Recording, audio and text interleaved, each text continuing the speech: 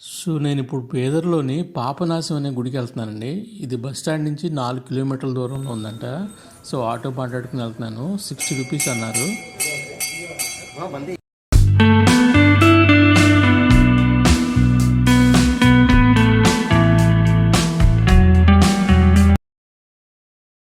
So మనం bus stand నుంచి స్ట్రైట్కి వెళ్ళిన తర్వాత రైట్ సైడ్ తిరగాలండి. రైట్ సైడ్లో మీకు ఆర్చ్ కనిపిస్తుంది కదా, దాని మీద పేరు కూడా ఉంది, శ్రీ క్షేత్ర పాపనాశలింగ దేవస్థానం, శివనగరు, బేదరు.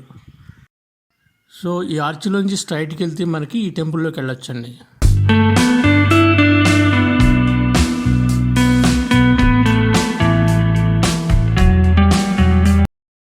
యాక్చువల్గా ఈ గుడి ఒక లోయలో ఉందండి, బాగా డౌన్కి ఉంటుంది. మీరు చూస్తున్నారు కదా, ఇదంతా కూడా వెళ్ళిన కొద్దికి డౌన్ అయిపోతూ ఉంటుంది రోడ్డు.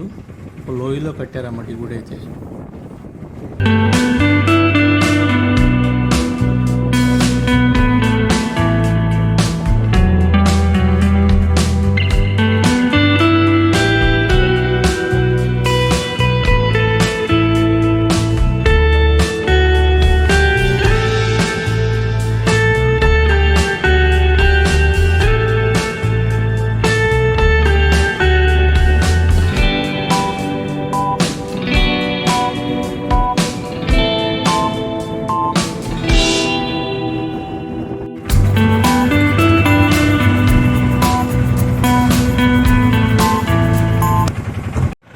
ఇదేనండి పాపనాశం గుడి.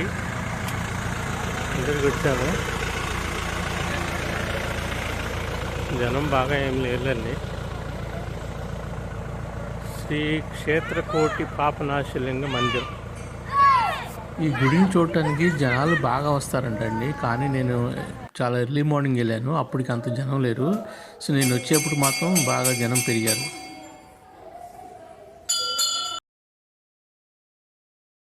పురాణాల ప్రకారం రాముడు లంక నుండి అయోధ్యకు తిరిగి వెళ్ళేటప్పుడు ఈ ఆలయంలో శివలింగాన్ని ప్రతిష్ఠించాడంట. అసలు ఒరిజినల్ ఆలయం ఆల్రెడీ ఎప్పుడో పడిపోయిందంట. సో దాని మీద కొత్తగా వాళ్ళు రెనోవేట్ చేశారన్నమాట.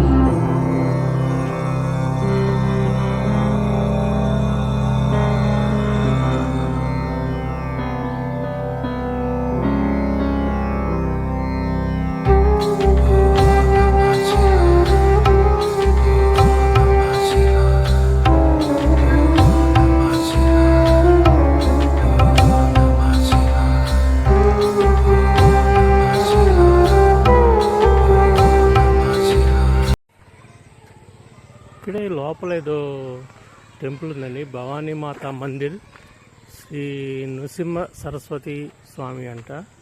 మొత్తం ఇదేదో కొంచెం అడవిలాగా ఉంది, అంటే ఈ పాపనాశం టెంపుల్ పక్కనే ఉందండి ఇది. ఒకసారి లోపలికి వెళ్తాక ట్రై చేద్దాం.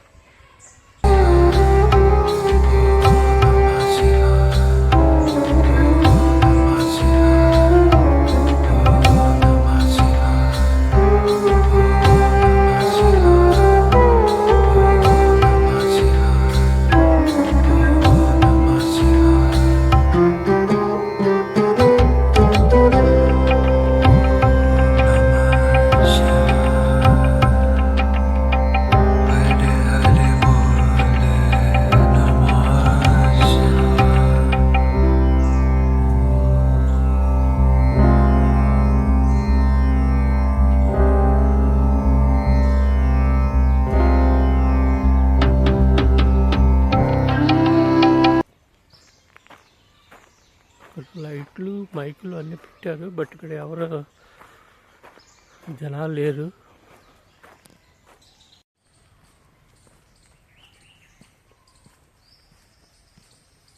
ఇక్కడ చూసారు కదా, ఫస్ట్ వినాయకుడి బొమ్మను పెట్టారు. సో అలాగే లోపలికి వెళ్ళిపోతే అమ్మవారి విగ్రహం కనపడుతుంది. చాలా బాగుంది లోపల. బట్ ఇక్కడ ఎవరు కనిపించట్లేదు. అంటే మార్నింగు పూజారి వచ్చేసి ఇక్కడ అన్ని పూజలు చేసి వెళ్ళిపోయినట్టుగా ఇక్కడ అనిపిస్తుంది.